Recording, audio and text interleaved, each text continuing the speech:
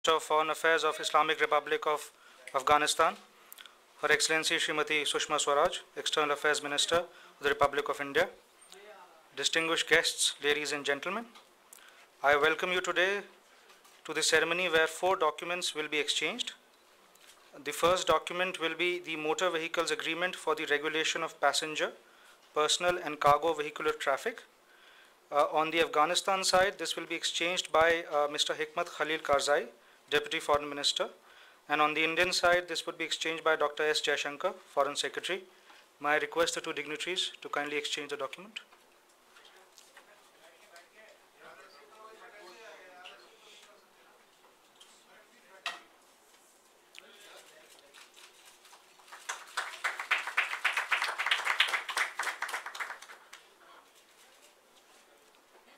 The second document that would be exchanged would be the Memorandum of Understanding between the National Medicine and Healthcare Products Regulatory Authority of Afghanistan and the Central Drug Standard Control Organization, Directorate General of Health Services, Ministry of Health Welfare, for mutual cooperation in the field of pharmaceutical products regulation. May I invite Mr. Hikmat Khalil Karzai, Deputy Foreign Minister from the Afghan side, and Dr. S. Jaishankar, Foreign Secretary from the Indian side, to exchange the agreements.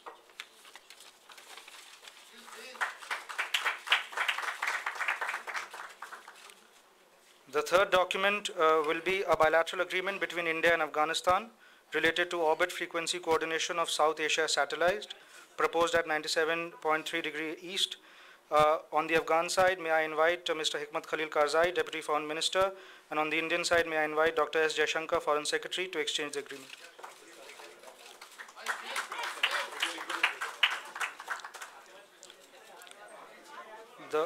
The fourth and the last document to be exchanged would be the exchange of letters for commencing new development partnership.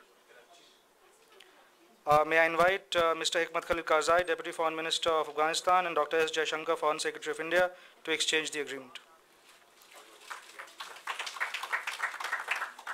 This concludes the exchange of agreement ceremony. May I now invite the spokesperson to address the gathering.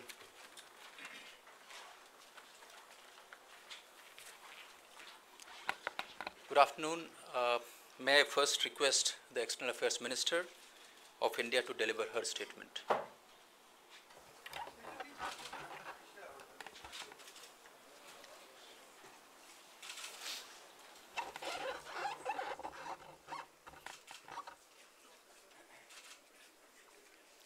His Excellency Mr. Salahuddin Rabbani, Foreign Minister of the Islamic Republic of Afghanistan, members of both delegations, friends from the media.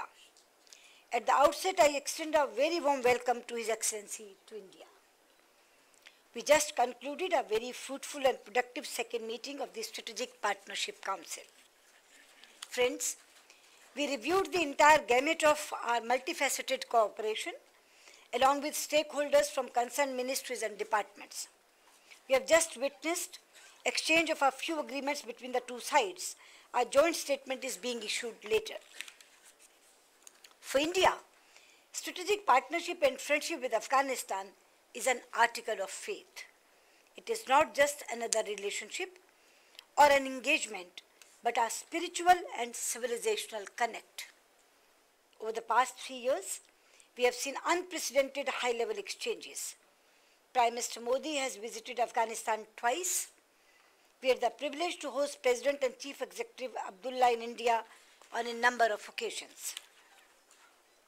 We share the conviction that India-Afghanistan relations are important not just for our people, but also for the region. Today, building upon our economic and development cooperation, we jointly agreed to embark on a new development partnership in keeping with the priorities of Afghanistan.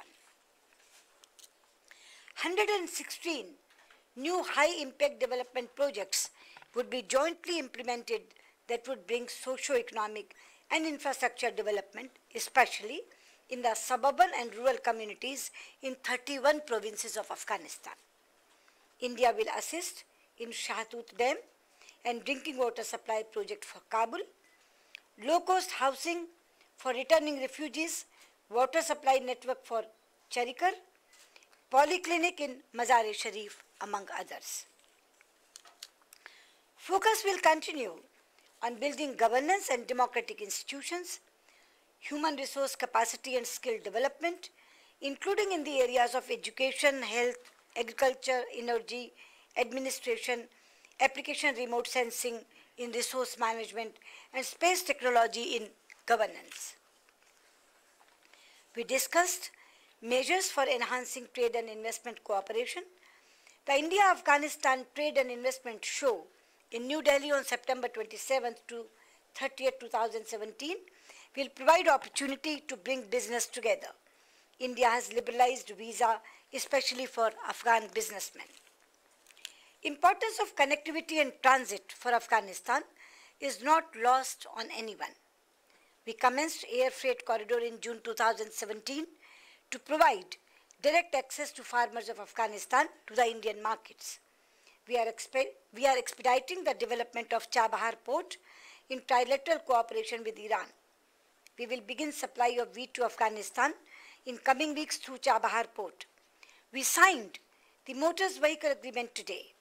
We hope that it would pave way for overland transit. India also hopes to join the regional trade and transit agreement that have Afghanistan at its heart. Friends, India has been and will continue to work with the people of Afghanistan in their efforts to build a secure, stable, peaceful, prosperous, united, and inclusive nation. The National Unity Government in Afghanistan successfully completes 3 years in this month. We support national peace and reconciliation in an atmosphere free from violence and within the framework of Afghanistan's constitution. India will continue to support Afghan and international efforts in this regard. We remain united in overcoming the challenges posed by cross-border terrorism and safe havens and sanctuaries to both our countries. We honor the supreme sacrifices made by Afghan defense and security forces for the cause of entire humanity. We are indebted to them for ensuring safety of Indians working in Afghanistan. We will extend all possible assistance and begin implementation of the near 500 scholarship programs for the next of kin of the martyrs of Afghan National Defense and Security Forces from academic year 2018. The fact that Afghanistan attained status of test-playing cricketing nation is testament to the indomitable spirit of the people of Afghanistan to not let the forces of death and destruction prevail. Excellency, in conclusion, let me reiterate that India will continue to stand shoulder to shoulder with the people of Afghanistan in realizing their dreams. Thank you. Thank you, ma'am. May I now request the Minister of Foreign Affairs of Afghanistan to deliver his statement. Bismillah ar-Rahman ar-Rahim. The Honorable Minister of External Affairs, Madam Sushma Swaraj, ladies and gentlemen, respected journalists and members of media, good afternoon. At the outset, please allow me to extend our gratitude to you and to your colleagues, Madam Minister, for hosting the second meeting of Afghanistan-India Strategic Partnership Council. I must thank the government and people of India for the sincere cooperation and generous assistance to Afghanistan in various areas over the past 16 or 17 years.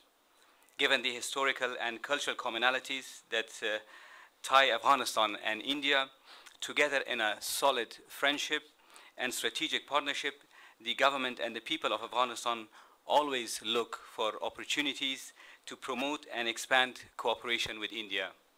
We strongly believe that such goodwill is reciprocated by the government and people of India towards Afghanistan. The current regional trends brings Afghanistan and India closer more than ever to protect and achieve our socio-economic, political, security, and trade interests together. Both countries suffer from terrorism and violent extremism that threaten us and the region's stability.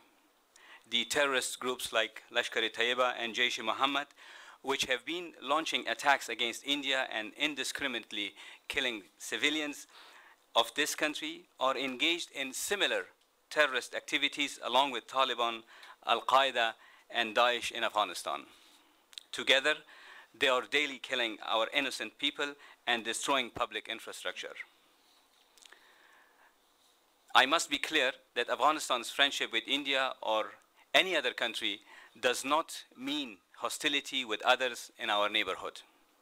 Such rationale has never had any roots in our foreign policy. Unlike others, Afghanistan has hardly sought our security in the insecurity of others. We are a landlocked country, and our peace and prosperity rely on those of our neighbors, near and extended. That is why we reject zero-sum approaches that undermine our collective security today and in the years to come. Security, peace, and stability in the region have been a top priority to Afghanistan. We have rather been working tirelessly to promote regional trust and confidence through various regional organizations and processes, including SARC, SCO, and the Heart of Asia Istanbul process. Considering Afghanistan-India mutual interests, we have been very supportive of one another at the regional and global levels.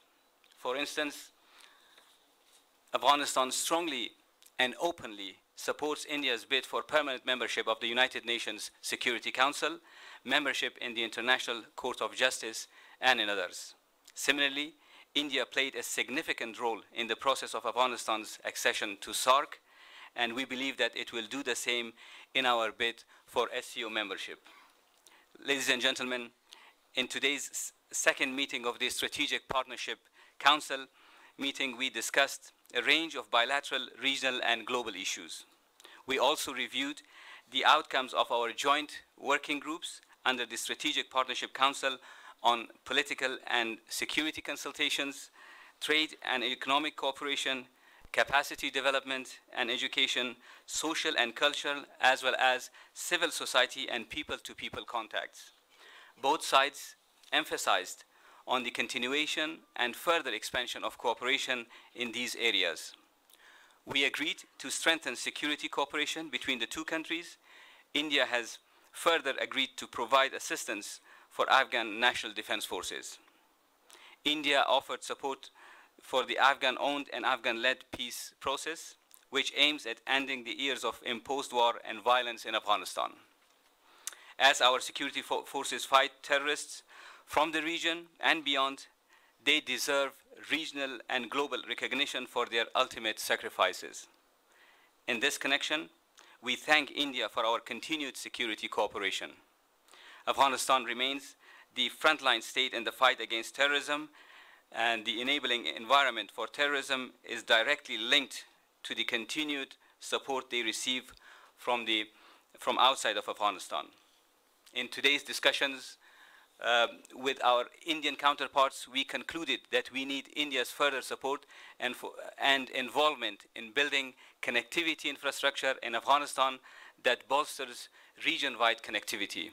We particularly emphasized the importance of accelerating the implementation of the Chabahar port, as well as expanding the newly established Afghanistan-India air corridor. Both sides reiterated the importance of people-to-people contacts, including cultural, education, scientific, and technological exchanges between our two countries. In this light, we discussed the easing of our visa regimes so that bilateral tourism and business interactions further increase. Finally, it was agreed that India, as part of its new development partnership with Afghanistan, will implement 116 high-impact projects in the areas of health, agriculture, education, irrigation, disaster management, and capacity development of public servants in 31 provinces of Afghanistan. We immensely appreciate this timely aid package, as it will go a long way in helping strengthen our human security environment, protecting our youth against potential recruitment by terrorists. Ladies and gentlemen, I wish to end by inviting India's dynamic media to visit Afghanistan and see for yourselves. As you know, there are occasional visits by Indian press to our country, and there aren't any full-time media outlets from India that cover the continued achievements of Afghanistan and India under our strategic partnership. And once again, I thank you, Madam Foreign Minister. Thank you, sir. Thank you, members of the media. This concludes the event.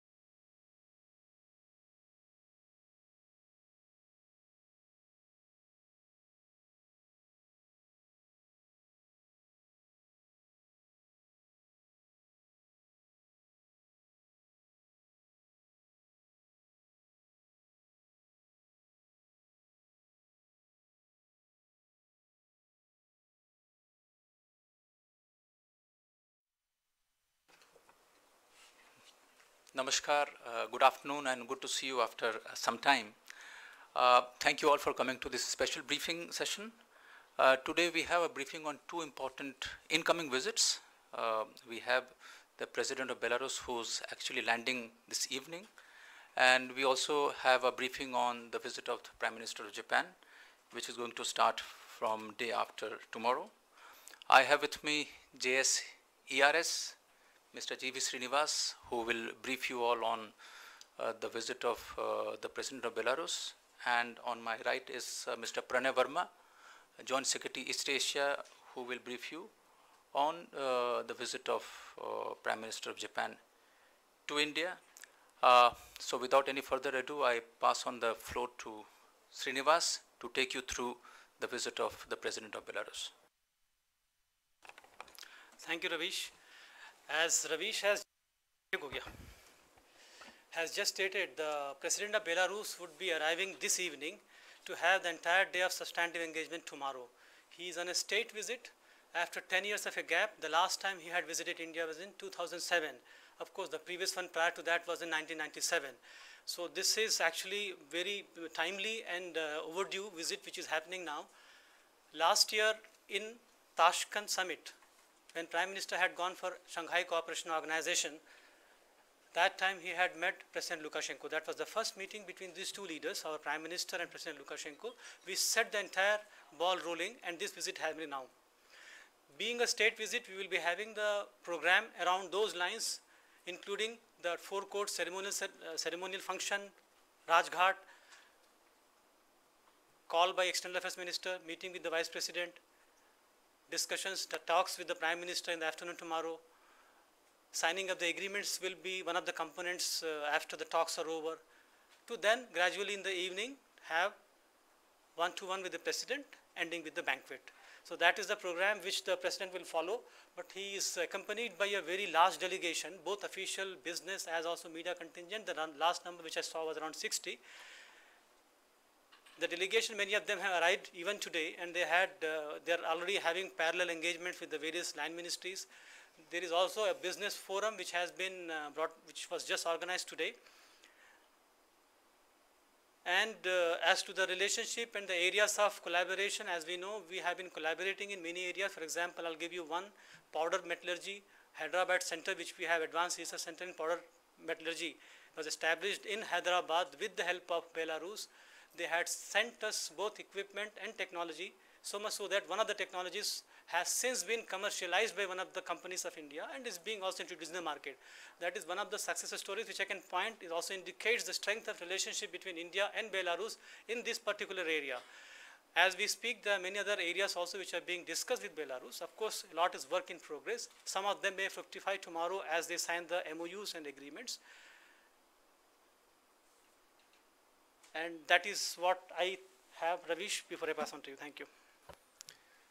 Pranay, over to you to take us through Prime Minister of Japan's visit to India. Thank you, Ravish. As you would have seen the press release this morning from MEA, that Prime Minister of Japan, His Excellency Shinzo Abe, will be paying an official visit to India at the invitation of Prime Minister Modi on September 13-14, which is day after tomorrow, beginning day after tomorrow, to hold the 12th India-Japan Annual Summit. Prime Minister Abe will be accompanied by his wife, Her Excellency Aki Abe. As you are aware, Japan is one of the few countries, very few countries, with whom we have a mechanism of annual summit, which reflects the closeness of our ties and the extraordinary depth of our engagement. This will be the fourth annual summit between Prime Minister Modi and Prime Minister Abe, and their 10th meeting in the last 3 years. Prime Minister Abe last visited India in December 2015. Our Prime Minister visited Japan in November 2016 for the last India-Japan Annual Summit. Most recently, the two leaders met on the sidelines of the G20 summit in Hamburg in July. So the frequency of their meeting clearly points to the high level of importance both sides attach to this partnership. which is characterized, as you know, as a special strategic and global partnership. Let me run you briefly through the program elements. Firstly, this is a visit with all engagements arranged in Ahmedabad and Gandhinagar. This also shows the increasingly important role our states are playing in the conduct of our foreign policy as well as our economic diplomacy. Prime Minister Abe and Mrs. Abe will arrive Ahmedabad in the afternoon of September 13th. That evening, they will be accompanied by Prime Minister Modi on a visit to the Sabarmati Ashram, where they will pay their respects to Mahatma Gandhi. Later, Prime Minister Modi will host dinner for both Prime Minister Abe and Mrs. Abe. On the 14th, the two Prime Ministers in the morning will attend the groundbreaking ceremony of the Mumbai-Ahmedabad high-speed rail, which is a flagship project of India-Japan collaboration, at a site near the Sabarmati railway station in Ahmedabad, marking the commencement of the project.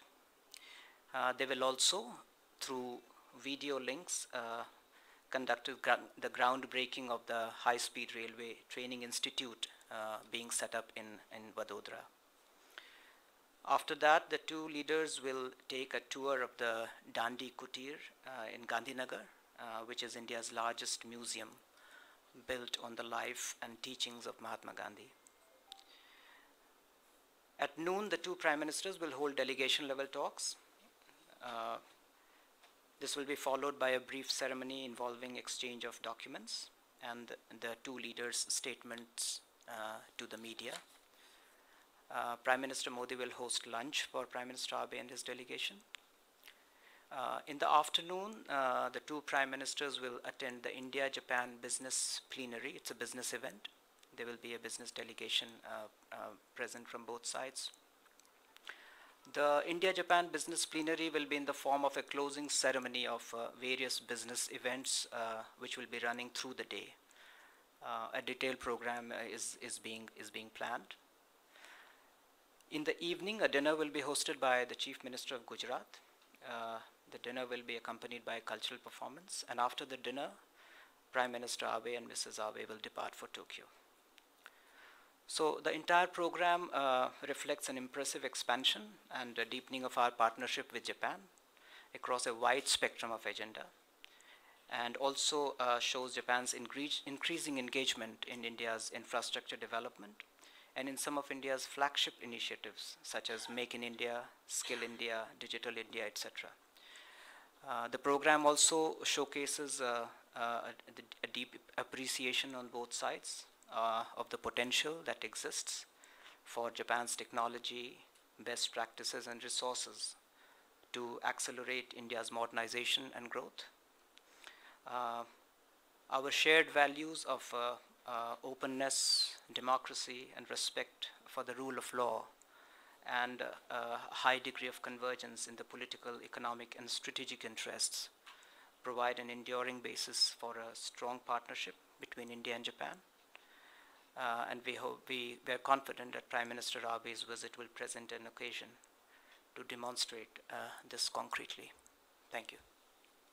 Thank you, Pranay. Now the floor is open to questions. Yes, please. After. Hi, my name is Nimish Kumar from Hindustan Samachar News Agency.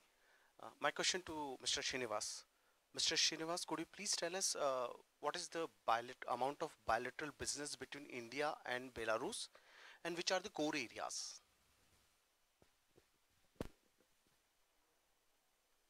Okay. Thank you. Depending upon the source, Indian source indicates it around $200 million of trade, $200 million plus. The Belarusian sources indicate $400 million. The discrepancy invariably which we have seen is in the nature of what we really count as the export and import. Foreign countries generally, even third country exports and imports are counted as trade from India. So that's the discrepancy, but be as it may, the mainstay of the trade is actually potash imports from Belarus into India. $234 million is the figure which I saw last. So more than $200 million based on the long-term agreements which we have signed with Belarus for sourcing potash supplies is the mainstay. And from our side, it's all spread around various areas, including pharmaceuticals, which are exported from the Indian side. Ours is more or less very evenly spread out, barring this potash import from the Belarusian side, which is only very heavily in that favor. Thank you. Are there any other questions on Belarus? Because that, okay, please. Belarus is a member of the NSG. So, any talks?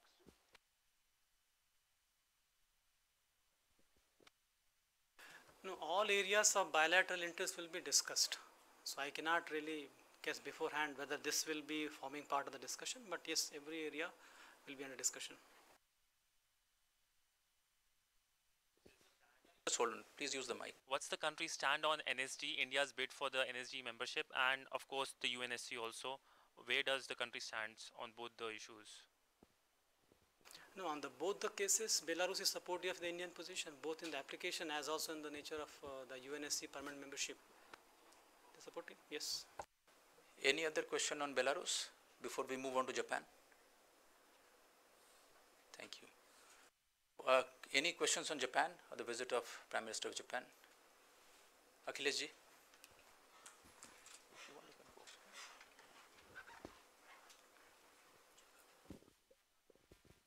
So in last two summits, India and Japan had agreed that Japan will support in infrastructure development, specifically in northeastern states. So what is the development on this and what are the problems in this?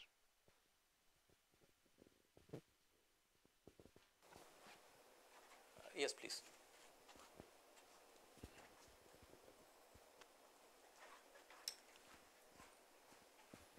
Sir, any statement that you'd like to make on the Asia-Africa growth corridor? Is that going to be announced during the visit? And any numbers as to what the investments are likely to be?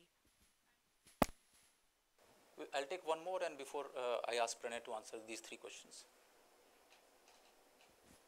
So Nanima from Hindu Business Line, will there be any discussion on the defense deal, the amphibious aircraft? I mean, last week our former defense minister was there meeting their defense minister. Will there be any discussion on that? Pranay? Well, the question on Northeast, the cooperation and development of Northeast, as you would have seen in our previous communiques, joint statements, that is an area where we have agreed to cooperate, and I think it flows from our overall approach to looking at our relationship, where Japan is a valued partner for India's infrastructure development. So that applies in the Northeast, in our efforts for the Northeastern region as well. There are discussions going on, and we hope that there will be concrete progress in that area. On Asia-Africa growth corridor, as you know, this is an ongoing exercise, and clearly this is an area where we are looking at collaboration with Japan in third countries, and this is again something that that is acquiring gradual maturity as we are discussing not only with each other but also with those concerned countries. And this is clearly part of our overall dialogue agenda. On the amphibious aircraft, I think you would have seen the joint statement which came out after Sri Jaitley's visit to Japan this month. And I don't think I can really prejudge at this point of time what kind of discussions will be held. But clearly defense cooperation with Japan remains an area of priority for us.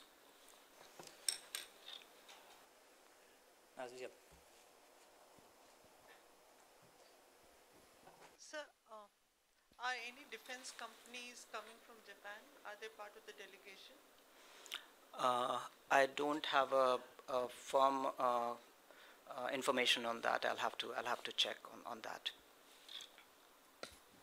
Sir, any project started after civil nuclear deal came into force?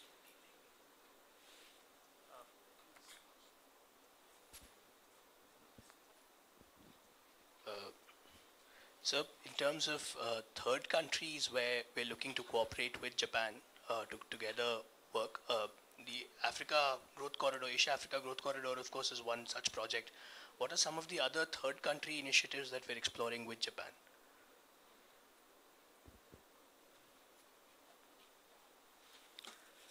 Well, on the civil nuclear cooperation, as you are aware, the civil nuclear agreement, bilateral agreement between India and Japan, which was ratified in July this year. So it has come into effect, and now it is for the two sides to really start those discussions to look at how to take this forward in a manner that contributes to India's civil nuclear program. As regards collaboration in third countries, I think this is really something that is in the realm of discussion right now. We are still some distance away from where we can confirm what kind of projects and where they will be located. So I think it'll be something that we will urge you to keep an eye on future discussions and developments. Last round of questions. Yes, please.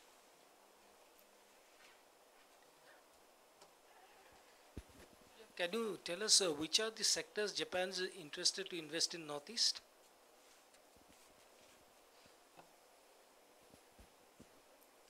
Anybody else? No, you have already asked. Sir, Japanese ambassador recently spoke about the freedom of navigation. Will this issue also be coming, sir, or any kind of a cooperation expected in this aspect, sir?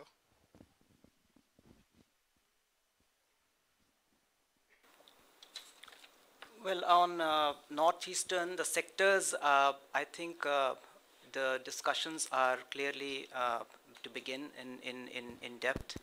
So what kind of projects and what sectors, it will clearly be in consultation with the stakeholders, with the concerned departments of the government of India, as well as the northeastern states. I think that's still a work in progress. In terms of the Japanese ambassador's comments, I think it will not be proper for me to comment on what the ambassador of another country has spoken on. But if you look at our previous joint statements, clearly this is an area which has been touched upon, and both countries' shared views have been articulated there.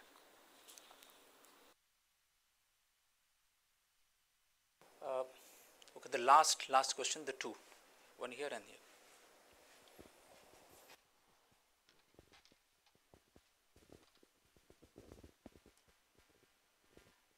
The joint statement which was issued after Mr. Jaitley's visit to Japan says that India and Japan will expand and deepen the objectives of Malabar exercise. Could you throw a bit more light on that?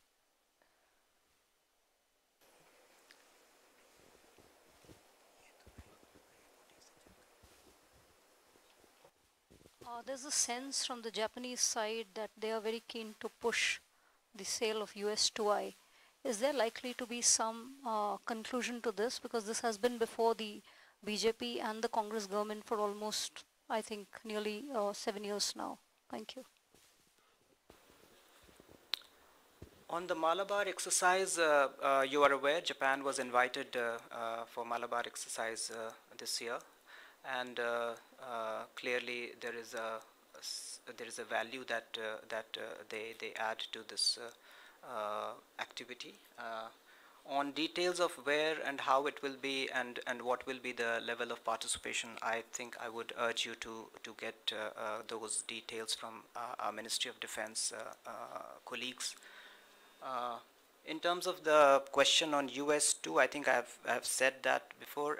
I wouldn't really venture into prejudging what is going to be an outcome. I think outcomes are under discussion right now, and it won't be proper for me to comment at this stage.